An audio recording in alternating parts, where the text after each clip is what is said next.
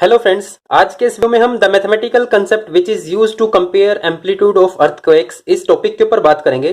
जैसा कि पिछले 2 महीनों में नेशनल कैपिटल रीजन के अंदर हमने लगभग 13 भूकंप को महसूस किया है और कल भी हमने रोहतक के अंदर भूकंप को महसूस किया जिसका मैग्नीट्यूड 2.8 बताया जा रहा था। और जब कहीं पर भी भूकंप आता है तो हमें जानकारी दी जाती है कि 7 पॉइंट समथिंग मैग्नीट्यूड का भूकंप आया या फिर 6 पॉइंट समथिंग का भूकंप आया या फिर 1.2 समथिंग मैग्नीट्यूड का भूकंप आया। तो एक्चुअल में ये नंबर क्या रिप्रेजेंट करते हैं और किन्हीं दो भूकंप को हम कंपेयर कैसे करते हैं और कंपेयर करने के लिए मैथमेटिक्स का कौन सा कंसेप्ट यूज किया जाता है, तो आज के वीडियो में हम इसको अच्छे से जानेंगे। सबसे पहले तो जो ये नंबर्स बताए जाते हैं ये एक स्केल के अकॉर्डिंग बताए जाते हैं जिसे हम बोलते हैं Richter scale. Richter scale in भूकंप के मैग्नीट्यूड को इस स्केल के ऊपर मेजर किया जाता है और इस स्केल के ऊपर मेजर करने के बाद हमें ये नंबर्स बताए जाते हैं। रिचर स्केल जैसा कि नाम सजेस्ट कर रहा है, इसको अमेरिका के सिस्मोलॉजिस्ट चार्ल्स फ्रांसिस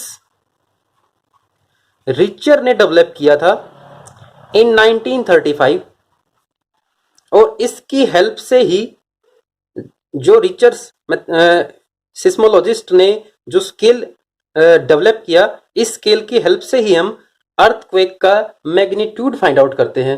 मान लेते हैं कि एक अर्थक्वेक का मैग्नीट्यूड R1 है और किसी दूसरे अर्थक्वेक का मैग्नीट्यूड R2 है। तो इस अर्थक्वेक जिसका मैग्नीट्यूड R1 है इसका हम एम्पलीट्यूड फाइंड आउट करते हैं और इसका एम्पलीट्यूड फाइंड आउट करने के लिए नॉर्मली सिस्मोग्राफ का यूज किया जाता है। आप गूगल के ऊपर सिस्मोग्राफ के बारे में पढ़ सकते हैं कि सिस्मोग्राफ अपने आप में एक इंस्ट्रूमेंट होता है जिससे हम अर्थक्वेक के एम्पलीट्यूड को मेजर करते हैं।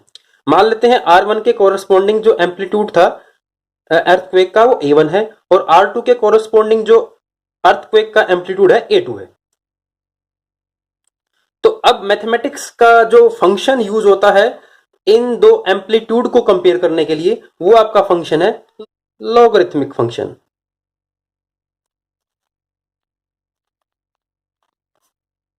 अगर दो भूकंप के एम्पलीट्यूड और मैग्नीट्यूड अगर R1 R2 और A1 A2 हो तो ये अपने आप में एक इक्वेशन को सेटिस्फाई करते हैं। जो आपकी इक्वेशन है R1 minus R2 is equal to log base 10 A1 by A2।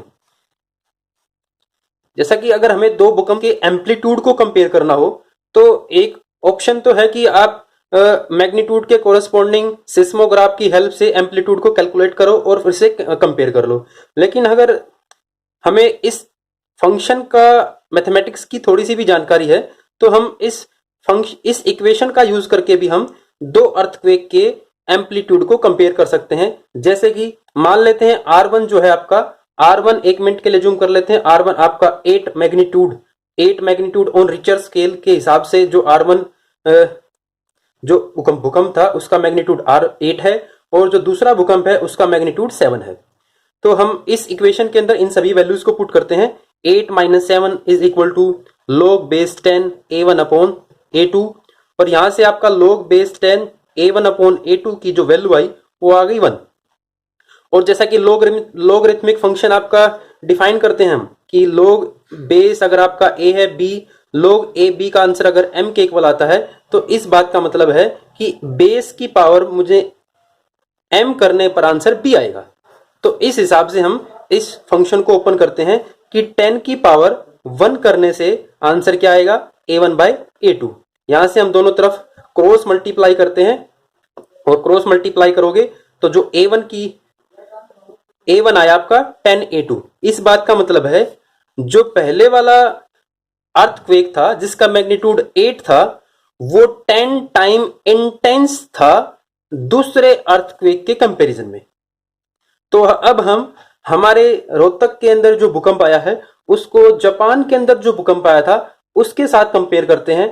जैसा कि जो जापान के अंदर जो भूकंप आया था उसका मैग्नीट्यूड था 9 और जो रोहतक के अंदर भूकंप आया है एज्यूम कर लेते हैं उसका जो मैग्नीट्यूड है 2।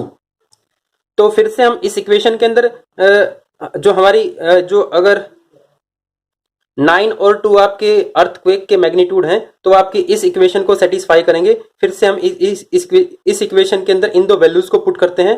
9 minus 2 is equal to log base 10 a1 upon a2, और फिर से जब आप इस इक्वेशन को ओपन करोगे तो ये आपका आएगा 10 raise to power 7 multiply a2 is equal to a1। इस बात का मतलब जो जापान के अंदर भूकंप आया था वो रोहतक के अंदर जो भूकंप आया उससे 10 की पावर 7 टाइम्स ज्यादा इंटेंस था। तो आप समझ सकते हो कि जापान के अंदर जो भूकंप आया था वो कितना इंटेंस होगा। तो साथियों, आज के वीडियो में हमने किन्हीं भी दो भूकंप को उसके एम्पलीट्यूड को कैसे कंपेयर करते हैं और वो किस इक्वेशन को सेटिस्फाई करते हैं और इक्वेशन के अंदर मैथमेटिक्स का कौन सा फंक्शन यूज होता है, इसके बारे में जाना। उम्मीद है साथियों आज की वीडियो आपको पसंद आएगी। वीडियो देखने के लिए थैंक यू।